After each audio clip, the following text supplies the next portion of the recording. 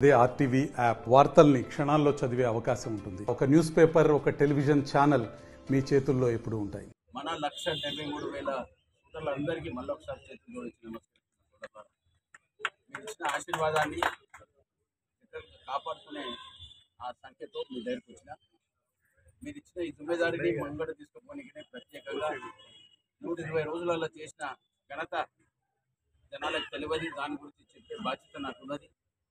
ప్రజలకు ఎట్లా సేవ చేయాలనో అనే కార్యక్రమాన్ని పెద్ద ఎత్తున పెట్టుకునే బాధ్యత మా కాంగ్రెస్ పార్టీ ఉన్నది.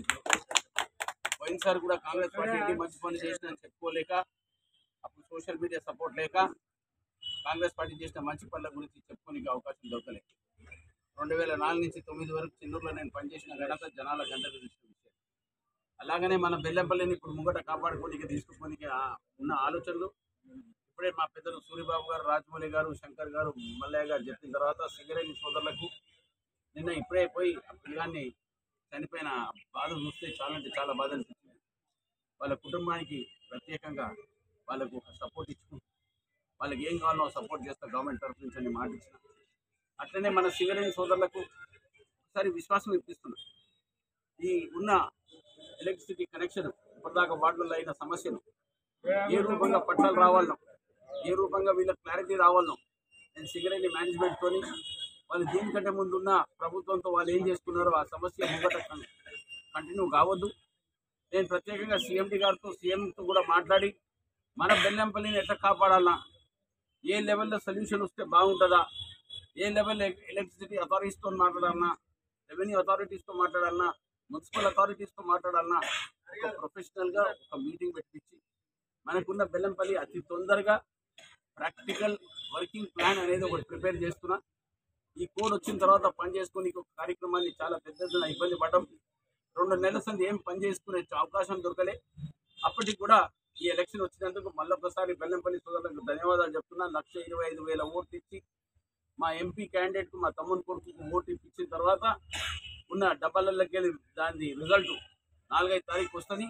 వచ్చిన తర్వాత మళ్ళొకసారి ప్రెస్ మీట్ పెట్టి మన బెల్లంపల్లి సోదరులకు ఇచ్చిన విశ్వాసాన్ని మళ్ళొకసారి వాళ్ళందరితో విజ్ఞప్తి చేసి మీరు ఇచ్చిన అవకాశాన్ని దాని పెద్దన నేను మా తమ్ముని కొడుకు తీసుకుపోయి ఎంపీగా, ఎమ్మెల్యేగా జిమ్మేదారి డబుల్ ఎత్తున అయ్యే అవకాశాలు ఉన్నాయి.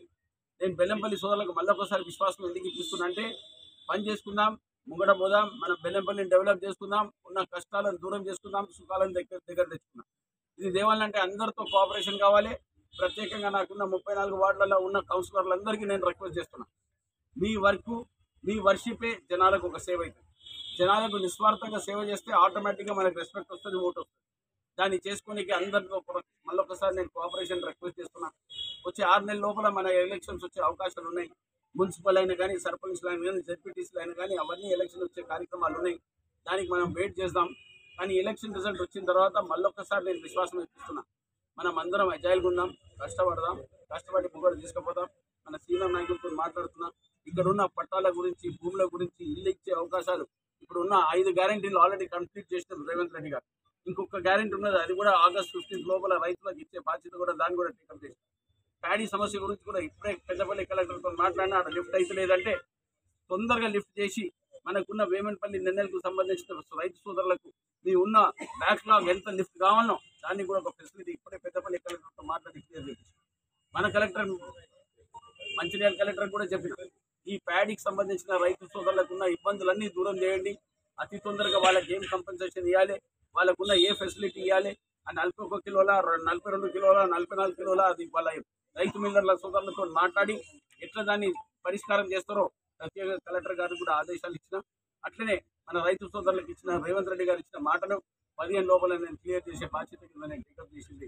అది ప్రామిస్ చేసినాము, దాన్ని అమలు చేసి తీరుతాం. ఇవన్నీ ఎందుకు చెప్తున్నానంటే ప్రజలకు ఒక విశ్వాసం రావాలి, ప్రజలకు ఒక మెసేజ్ రావాలి. నేను ప్రెస్ సోదరులతో నా రిక్వెస్ట్ ఏంటంటే, మేము ఏం మాట్లాడినా పూస గుచ్చినట్టు మార్కెట్లో చెప్పండి. మేము పని చేయనీకి వచ్చినాం, ఇలా జనాలకు బాధ పెట్టనీకి రాలే, ఎవరిని ఇబ్బంది పెట్టనీకి రాలే. ప్రజలను మా ఇచ్చిన ఆశీర్వాదాన్ని ఎట్లా కాపాడుకుంటే బాగుంటుందని. ఇది కూడా కాక అందుకోసం ఆడా ప్రాజెక్ట్కి వెళ్ళి తీసుకొచ్చిన నీళ్ళ గురించి కూడా ప్రాజెక్ట్ చేయడానికి, గోదావరికి వెళ్ళి నీళ్ళు తీసుకురావడానికి పైప్ లైన్ని దాన్ని కంప్లీట్ వర్క్ చేయమని మిషన్ భగీరథకి సంబంధించిన సోదరులకు కూడా ఆర్డర్ ఇచ్చిన. దాని ప్రపోజల్ వస్తుంది. ఆ ప్రపోజల్ రాగానే గోదావరి నీళ్ళ గురించి కూడా ప్రత్యేకంగా పైప్ లైన్ కూడా అది ఎంతైతుందో కాస్ట్ ప్రాజెక్ట్ తీసుకొని పోయి సీఎం గారితో మాట్లాడి కన్ఫర్మేషన్ తీసుకొని మన బెల్లంపల్లి సోదరుగా అతి తొందరగా చేస్తా. ఈ మురికి బాగులను కూడా దాన్ని మున్సిపల్ కార్పొరేషన్కి సంబంధించిన కన్సర్న్ అథారిటీ తీసుకొని మాట్లాడి దానికి ఫండ్ కూడా తీసుకొచ్చే కార్యక్రమాన్ని పెట్టి క్లీనింగ్ ఆపరేషన్ కూడా పెట్టే ఒక పెద్ద ఎత్తున పెట్టిన. ఇవన్నీ ఎందుకు చెప్తున్నానంటే జనాలకు తెలవాలి. నేను మళ్ళొక్కసారి మీ అందరితో రిక్వెస్ట్ చేస్తున్నా, మనం పని చేసింది చెప్పండి, దయచేసి ప్రజలకు ఒక నోటీస్ రానియండి, ప్రజలకు ఉన్న కష్టాలన్నీ దూరం చేసుకుందాం. మరిన్ని వీడియోస్ కోసం ఛానల్ ని సబ్స్క్రైబ్ చేయండి, లేటెస్ట్ అప్డేట్స్ కోసం వాట్సాప్ ఛానల్ ని ఫాలో చేయండి అండ్ లింక్ డిస్క్రిప్షన్ లో ఉంది.